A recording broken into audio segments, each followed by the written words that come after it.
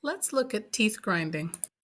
Happy teeth grinding is more than a mere sound. It's often called purring, and it's a gentle whisper of contentment. When a rabbit like Walnut or Maurice make this delicate noise, it's their way of expressing deep relaxation, comfort, and trust.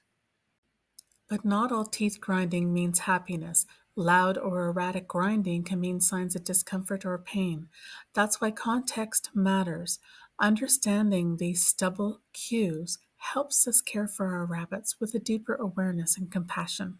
Hopefully, all you and your bun get to experience is the happy teeth grinding, the lovely purr that they make.